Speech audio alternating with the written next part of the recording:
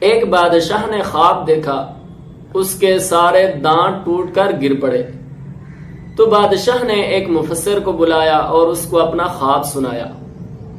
تو مفسر نے بادشاہ سے کہا، بادشاہ سلامت، آپ کے خواب کی تعبیر یہ بنتی ہے کہ آپ کے سارے گھر والے آپ کے سامنے ہی مریں گے۔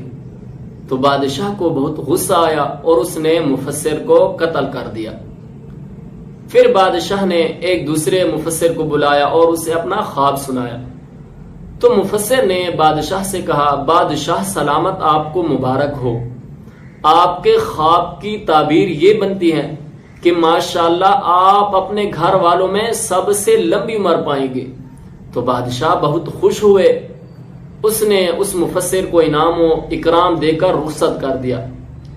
کیا اس بات کا یہی مطلب نہیں بنتا کہ بادشاہ اپنے سارے گھر والوں میں سب سے لمبی عمر پائیں گے تو اس کے سارے گھر والے اس کے سامنے ہی وفات پائیں گے؟ جی، مطلب تو یہی بنتا ہے، مگر بات اور الفاظ میں فرق ہے۔